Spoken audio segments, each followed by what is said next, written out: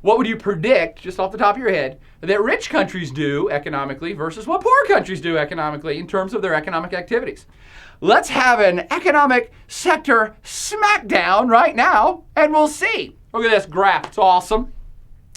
And this is breaking down like a dozen countries by their economic sectors, what they do, what the jobs they have, and what goes into their total GDP, gross domestic product, for each of these economic sectors. You will note that quaternary is not included here. It would be folded into the tertiary category. So, what can you say about rich countries? Well, let's look at Luxembourg, one of the richest per capita countries on the planet, or the UK, or Germany. Big economies. We would consider them fully developed, rich-ass places. With no reservations, you can take a look at the trend. Mostly, overwhelmingly, tertiary service sector-focused economies. Virtually non-existent primary sector jobs. I mean, look at Luxembourg. 1% of the people in Luxembourg do all of the farming, the fishing, and the mining for the entire country. In Germany, it's less than 3% of the folks that do those primary industries, and actually that would be very similar to the United States. We're a very big country. Less than 3% of Americans farm, fish, forestry, mining, all that together. It's actually more like 2%. I mean, very few people in the rich developed world work in primary industries, and increasingly, not many of them work in the secondary manufacturing sectors either. Now again, look at these rich countries, 13% in Luxembourg, only about 20% in the UK, about 30% in Germany. They do have a fairly strong manufacturing sector, particularly cars. This is awesome, Mercedes. But overwhelmingly service sector oriented in the very rich countries. Okay, let's jump down to the bottom of this graph then. What do very poor countries do? We go to Africa, places like Uganda or Zambia. Overwhelmingly primary focused. Most folks in poor countries are farmers in the primary sector. They're growing food mostly for sustenance, and they'll sell whatever they have left. Lots of folks working in extractive industries of fishing, of forestry.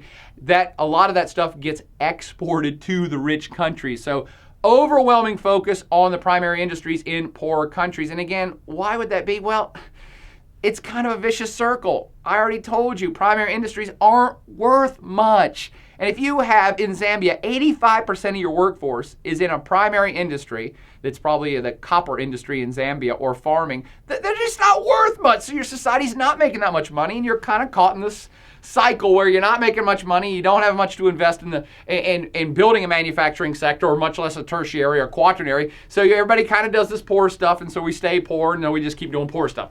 That's how countries stay poor. And the flip side of that is Luxembourg, UK, and Germany. That's how rich countries get rich. They diversify and start producing stuff of greater and greater value. Well, let's look at some in the middle. Brazil, Egypt, Turkey, China, all these are countries with a significant 20 to 50% folks in the primary industry, making food, mining up minerals and stuff like that, but a decent secondary manufacturing sector as well, and breaking into the tertiary sectors of anywhere from half to a third of folks in these countries here in the middle in that service sector. So these are kind of balanced here in the middle of the chart. They have a little bit of everything. You see the giant China with 50% of its billion citizens still in farming and extractive industries, but diversified out in their manufacturing, of which they do a tremendous amount, make most of their money, and the service sector. And you go down to a place like India, you'd say, well, India's a giant like China, but they are still kind of overwhelmingly focused on those primary industries. 60% of folks in India are still farming and mining, and they only have 17% in the manufacturing sector, but they have beefed up their service sector up to 23%. So we'll see how the different countries have actually different focuses on what they're doing now, what they're planning to do in the future. And speaking of future, I do want you to know these things can evolve. These economic sectors do evolve in society. They're not stagnant, and nothing we're talking about so far in the world is stagnant. Things change, and economies do too. This chart is showing you how a handful of countries known as the Asian Tigers back in the day, Hong Kong, Singapore, South Korea, and Taiwan, all changed what they focused their economies on over time. These were countries that back in 1960 we would count as undeveloped, poor countries. Ain't nobody saying that about any of these countries now, are they? Singapore is one of the richest countries on the planet per capita. Taiwan and South Korea are up there too in like top 20 or top 30 economies. So what changed over the course of the last 50 years? Focus on Singapore. See, back in 1965, by this bar chart here, they were 60% focused on primary commodities, probably mostly exporting food and whatever mining stuff they could pull up, and fish.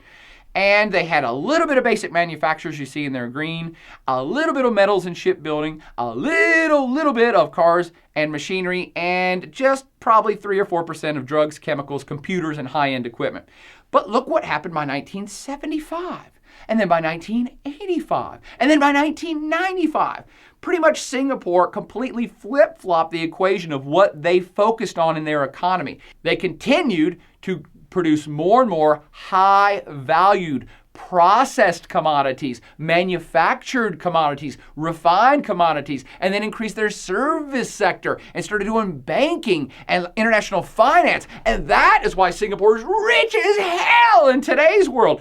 They weren't 50 years ago. They changed the equation of their economic sectors in their state, and any state can do this. Many are trying to kind of go different routes, and let's kind of look at that. What typically does happen as a state evolves or develops from a poor place to a rich place, much like what we just witnessed in Singapore? Well, and this is kind of a summary.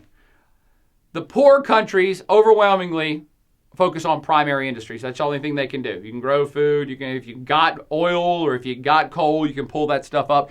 But poor countries pretty much focus exclusively just on that because they're not advanced enough. They haven't developed the other industries yet to do anything. But then as you start to get a little bit richer, and if you have wise leadership in your country, then you can start to use your raw materials and your cheap labor base, because in poor countries, everybody's po, so they'll work for cheap.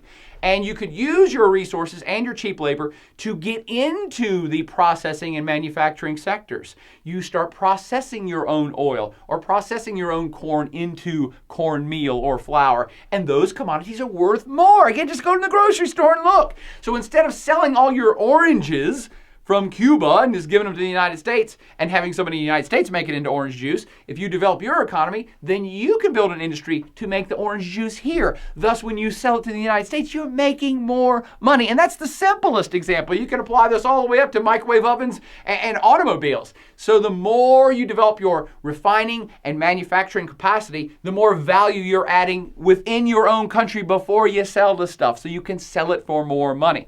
And once you start doing that, then you start to diversify even further and increase your service sector as increased technology increases productivity, both on the farms and in the factories. So when you get greater and greater technology, you don't have to have half your labor force growing food out in the field.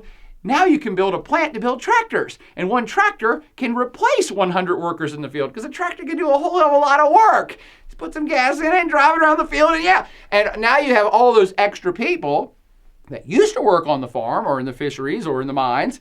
They're freed up, and they're like, well, what the hell are we supposed to do? Focus on services. Either put them into, the manufacturing belt, but then more and more they're going to say, well, I want to get educated, and we'll build up our education, and we'll have doctors and lawyers and engineers, and we'll start to do all this stuff ourselves. Yeah! Now you see how societies start to get rich.